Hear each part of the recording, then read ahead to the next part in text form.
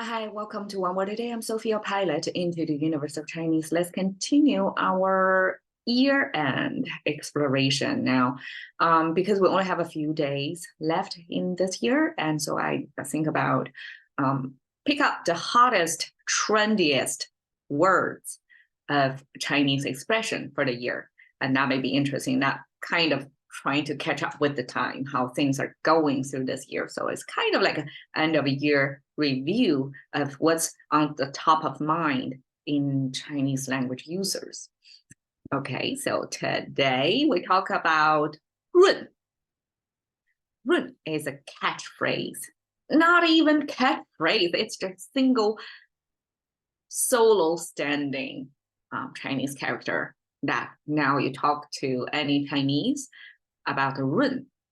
This character was transferred from being moist to its pronunciation. You see the English, 润 is how Chinese romanized pronunciation marker look like. And that matches with the English 润 and 润. Because of this quality of sharing this English character, English word run by its pronunciation marker, take on the meaning of run. How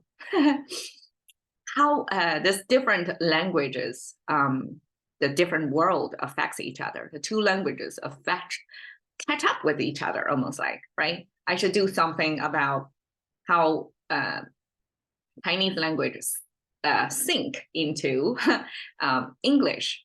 English is absorbent of all cultures, languages as well, right? Into its own vocabulary.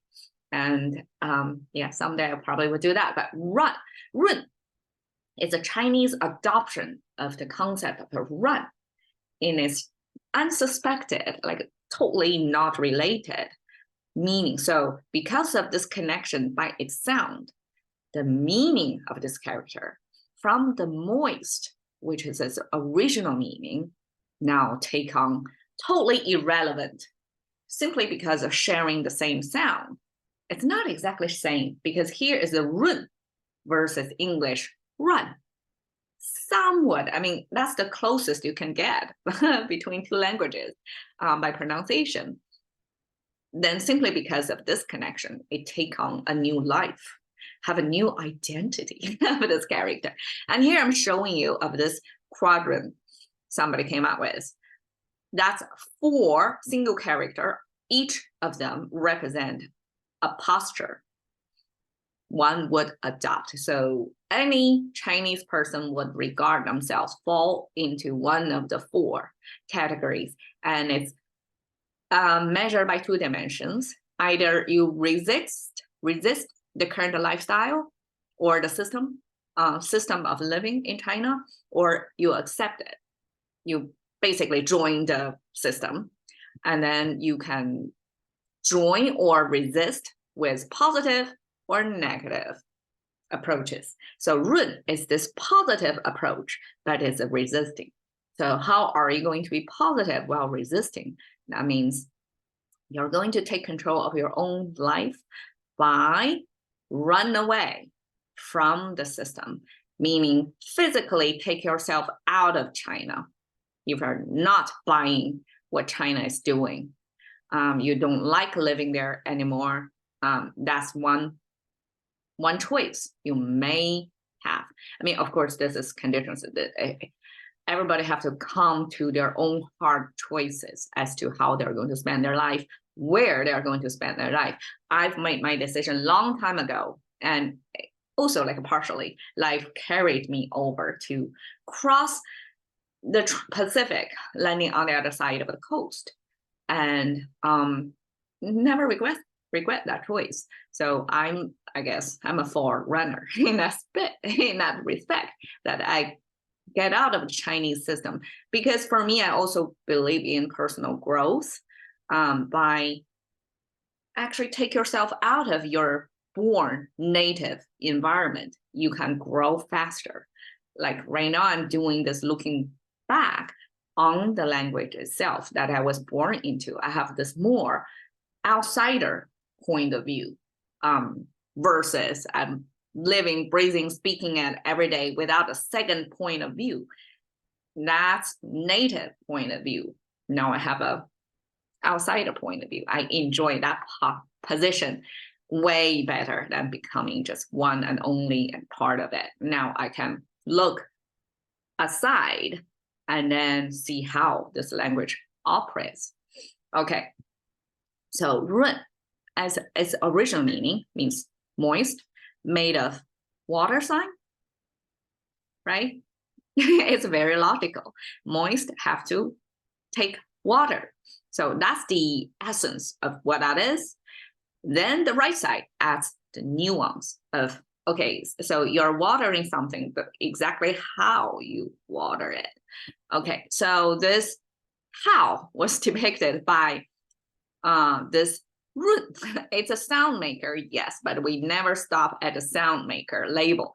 We go one step further, what this root is about. This character was used in combination of the concept of year. 闰年 means the leap year. It means the year was one extra day, February 29th. And that extra time so that we can go pacing, back to our calendar of 365 days a year with this one hiccup every 4 years, right? So this 闰年, Chinese use this character to signify that.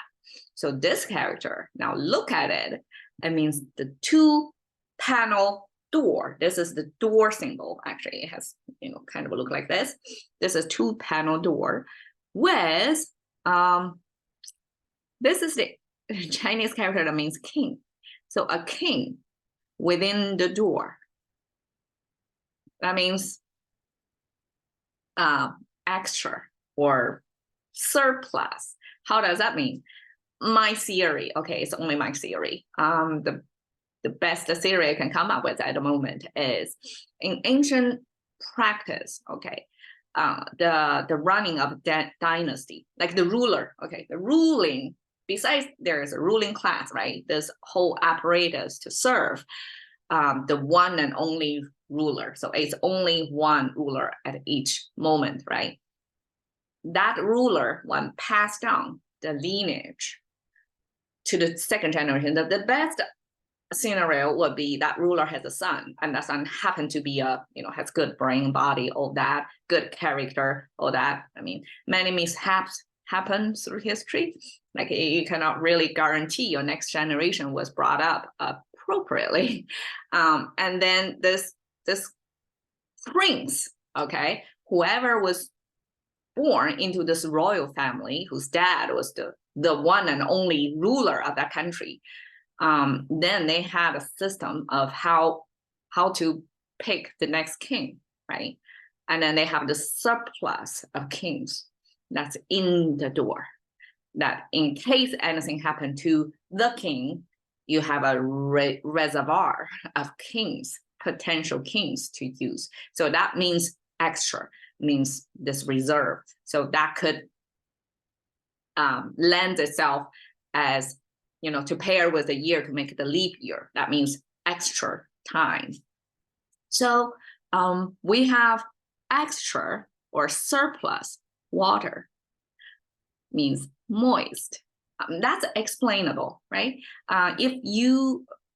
Moist in English, it means it has a certain humidity level that the plant got water, probably through the air as well, not just precipitation.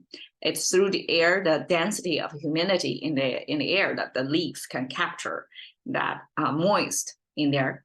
So this 润 was used in Chinese to mean it's a good humid environment with good rainfall or good humidity, so that the plant can grow like lush. It's not a dry year. They have a good condition to grow. And actually Chinese use this 润, this moist, in beauty industry as well, right? To translate how to moist your skin. So this is 润 and moist skin, 肤. So that's how Chinese respond to the Western concept. I mean, beauty industry, the whole thing is a consumer product, right? So this consumer product, when taken into Chinese economic system and adopted into everyday life. So this 润肤, this moist your skin, is this character. So it's kind of nourishing through humidity or precipitation, I guess. So this character, meaning moist, then in 2023, probably in 2022 as well, when it becomes more and more trendy to mean, okay, out of the 4 directions, which way are you going to go? So 润 is one of the choices. That means somebody is going to run away from the system, from their native country, and emigrate to whatever of their choice. So people call it vote by their feet.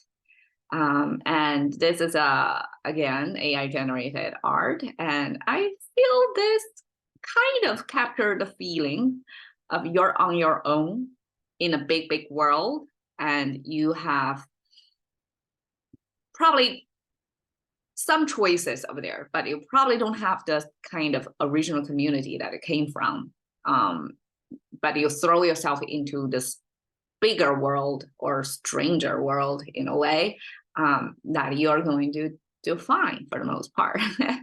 All right, so that's one of the top catchphrases popularized in 2023. Hashing into the currency of thinking by one word a day with Sophie. See you another day.